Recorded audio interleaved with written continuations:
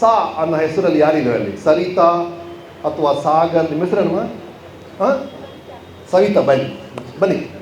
ಸ ರಿ ಗ ಮ ಪ ದ ನೀ ಸ. ಓಕೆ, ಎಷ್ಟು ಚೆನ್ನಾಗಿ ಹಾಡ್ತೀರಾ ಎಲ್ಲರೂ ನೋಡೋಣ.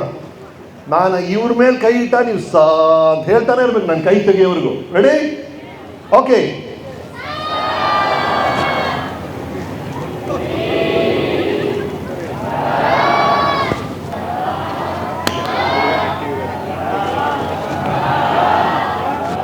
ಬಿಡಬಾರ್ದು.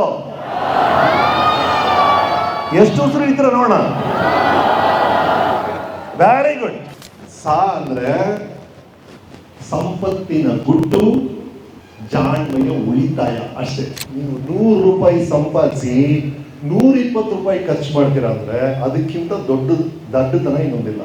ನೀವು 100 ರೂಪಾಯಿ ಸಂಪಾದಿಸಿ ಅದ್ರಲ್ಲಿ 80 ರೂಪಾಯಿ ಖರ್ಚು ಮಾಡಿ 20 ರೂಪಾಯಿ ಉಳಿತೀರಾ ಅಂದ್ರೆ ನೀವೇ ಜಾಣರು.